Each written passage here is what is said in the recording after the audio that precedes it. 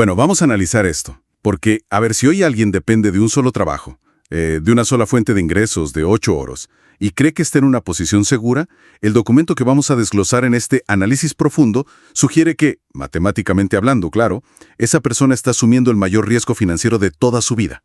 Totalmente. Y es un golpe de realidad fuerte para empezar. Muy fuerte, ¿sí? Porque históricamente nos vendieron una receta muy lineal, muy reconfortante, digamos. Esa idea de consigue un empleo estable, mantén un perfil bajo, cobra a fin de mes y ya está, la estructura te va a proteger. Exacto. El viejo paradigma de la seguridad. Tal cual. Pero el texto que tenemos sobre la mesa hoy, que es un manifiesto muy breve pero súper directo titulado "El futuro no se predice, se construye", desmantela esa ilusión por completo.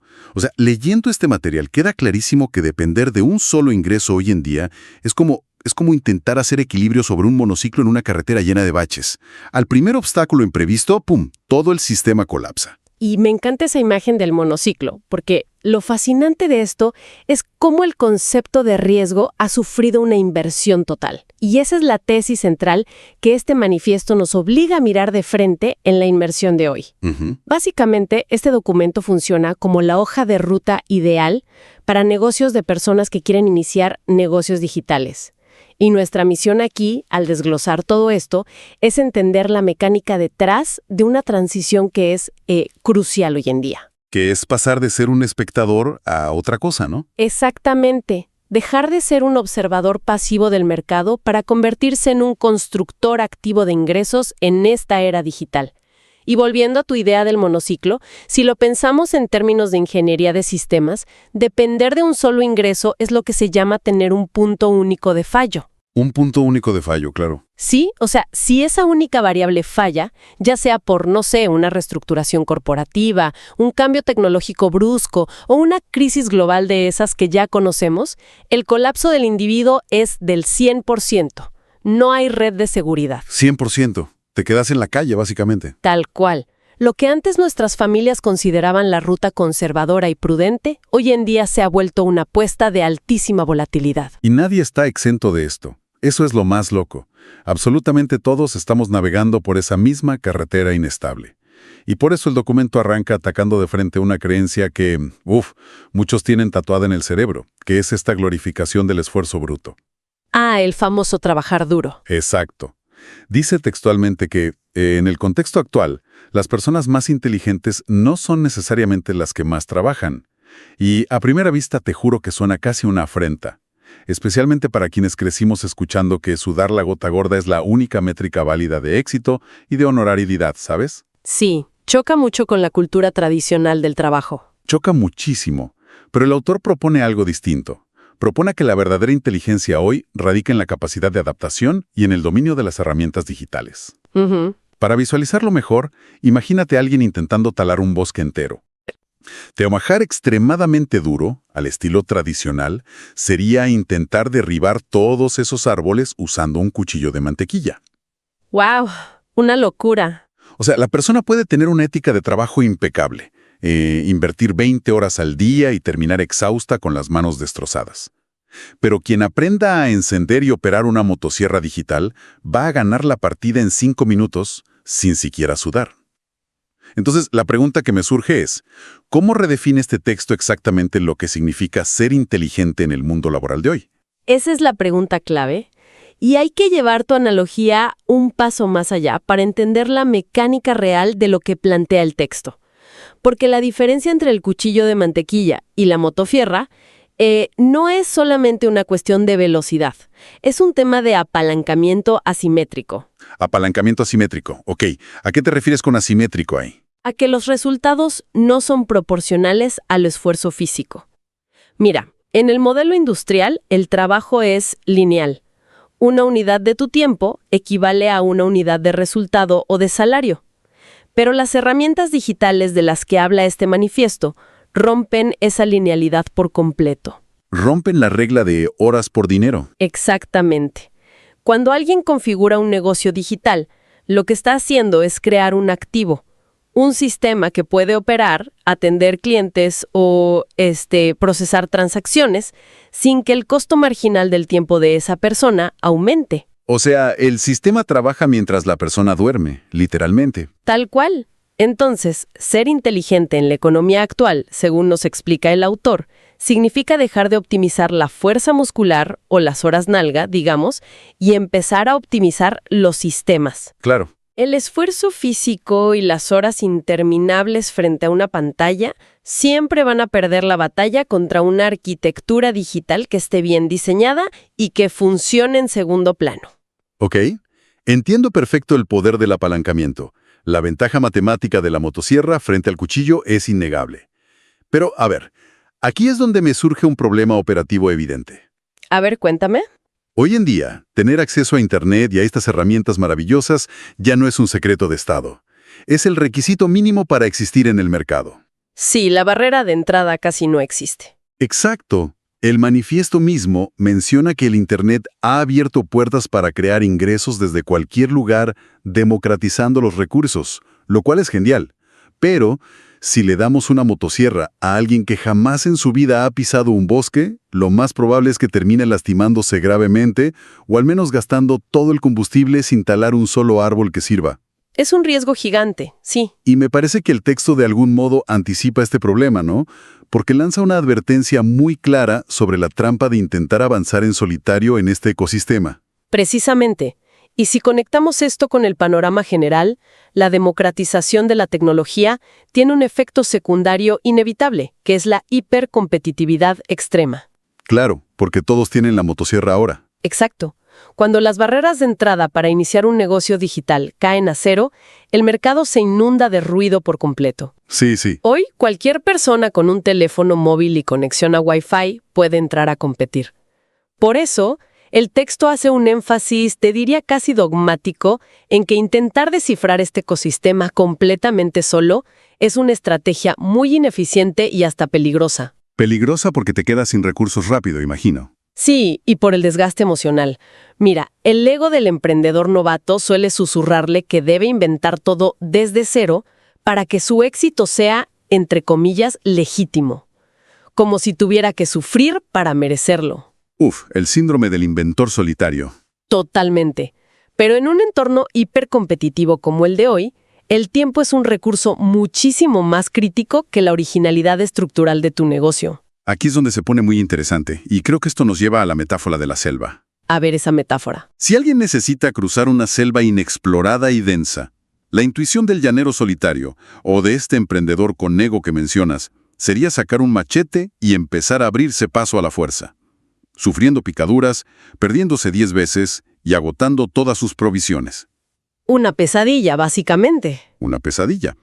Pero el manifiesto nos dice, a ver, si alguien más ya construyó una carretera pavimentada a través de esa misma selva y encima te dejó un mapa detallado, usar ese mapa no es hacer trampa, es supervivencia básica.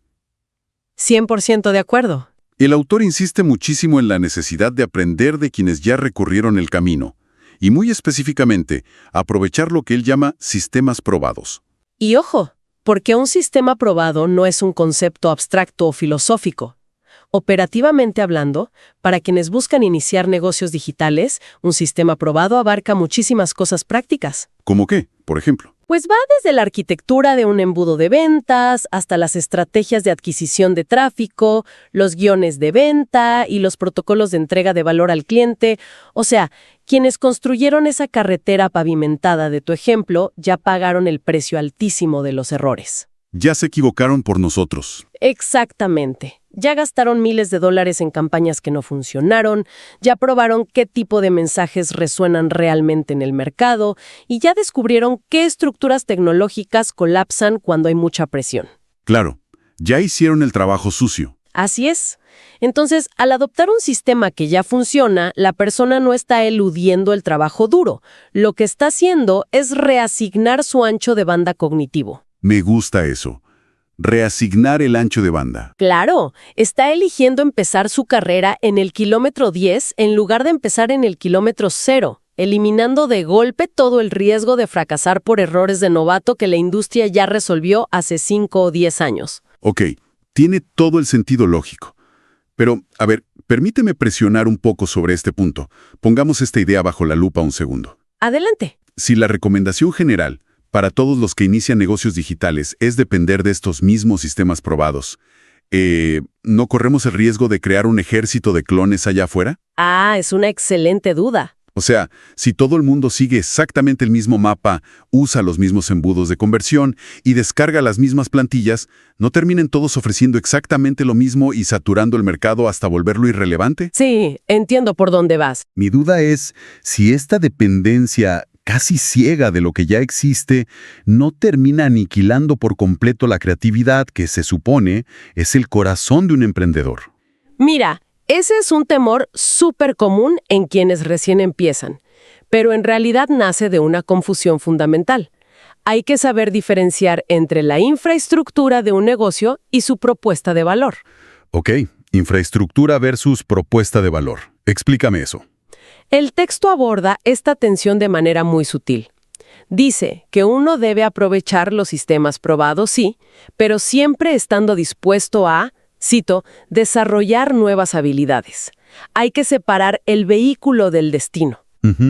El sistema probado es el chasis del auto.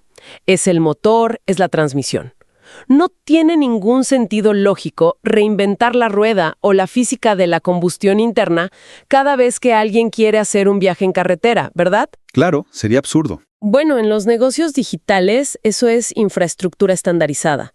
La creatividad no se demuestra inventando una nueva pasarela de pagos desde cero o codificando un nuevo protocolo de correo electrónico. Nadie te va a aplaudir por eso. ¿Porque el cliente ni siquiera lo ve? Exacto, al cliente no le importa. La diferenciación y la creatividad reales residen puramente en el producto, en tu oferta única, en el ángulo de mercado que elijas y en la solución específica que le entregas a ese cliente. Ya veo. Usar un sistema probado lo que hace es liberar al emprendedor de toda esa carga técnica y operativa, para que pueda inyectar absolutamente toda su creatividad de forma exclusiva en el valor que aporta. Y al final del día, eso es lo único que el mercado realmente recompensa con dinero. ¡Wow! Esa distinción es vital. O sea, es como aprender la gramática de un idioma. Nadie te acusa de falta de originalidad por usar las mismas reglas gramaticales y los mismos verbos que el resto de los escritores. No.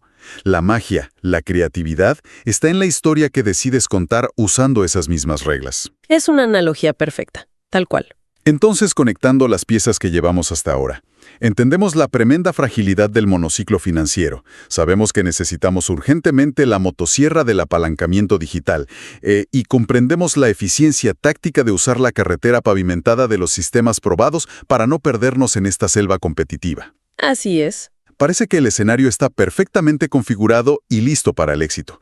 Pero, y aquí viene el giro, el documento se guarda su golpe más duro para la sección final. Sí, la parte más incómoda. Porque tener el mapa, tener el sistema perfecto y la mejor herramienta no garantiza absolutamente nada si te falta el catalizador de toda la ecuación. Así es, y esto plantea una pregunta importante, porque aquí es donde el texto transiciona de toda esta teoría táctica a la crudísima realidad del comportamiento humano.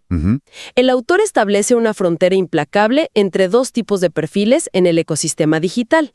Por un lado, los que avanzan, y por el otro, los que se quedan perpetuamente observando desde la barrera. Los eternos estudiantes. Exacto. Y destroza el mito de que la diferencia entre estos dos grupos es el talento innato, la inteligencia o la genialidad. Nada de eso. La única variable que realmente discrimina y separa unos de otros en este mercado es la capacidad de ejecución. Es la acción. Entonces, ¿qué significa todo esto en la práctica? Porque el manifiesto lanza una frase que, corta como un bisturí. Dice, el conocimiento sin acción solo se convierte en información. Es una bofetada de realidad. Total. Y yo lo veo como una crítica súper directa a lo que podríamos llamar la procrastinación educada, ¿sabes? Procrastinación educada, me encanta ese término. Es que en esta era es increíblemente fácil caer en la ilusión de productividad. Alguien puede leer este manifiesto, consumir docenas de análisis profundos como este, comprar 4 cursos sobre modelos de negocio y sentir una ráfaga de dopamina gigante en el cerebro que le hace creer que realmente está progresando. Claro, el cerebro no distingue, se siente como un logro. Se siente súper bien, pero el autor es tajante. Si toda esa teoría hermosa no se estrella contra la realidad del mercado a través de la ejecución, es simple acumulación de datos en un disco duro biológico. No sirve de nada. Carece por completo de valor transaccional. Y es que la psicología detrás de esa procrastinación educada que mencionas es fascinante y a la vez súper peligrosa. Piensa en esto. Adquirir información es un acto completamente seguro. No hay riesgo. Cero riesgo. Leer sobre negocios digitales en el sofá de tu casa no conlleva ningún riesgo financiero, nadie te critica, nadie te rechaza y lo más importante, no hay posibilidad de fracaso público. Estás en tu burbuja de confort. Exactamente.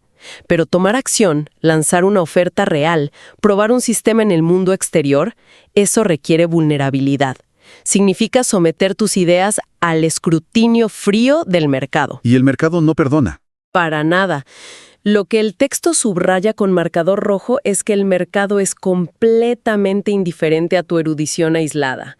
Al mercado no le importa cuántos libros leíste. No paga por planes de negocio perfectos que viven guardados en un blog de notas. Paga por soluciones ejecutadas. Soluciones ejecutadas. Qué buen concepto. Es que la acción es el único mecanismo que genera retroalimentación real. La información te da, digamos, una hipótesis bonita, pero solo la acción te va a dar datos duros y reales para poder corregir el rumbo. Y el texto va más allá de solo pedir que la gente tome acción de forma aislada. Le añade un adjetivo que creo que es crítico. Habla de acción constante. La constancia es todo. Sí, y además promete algo muy grande. Promete que esta constancia es el puente exacto que transforma un simple ingreso extra en una nueva fuente principal de libertad y crecimiento. Y me gustaría pedirte que desgranemos esa metamorfosis matemática un poco más.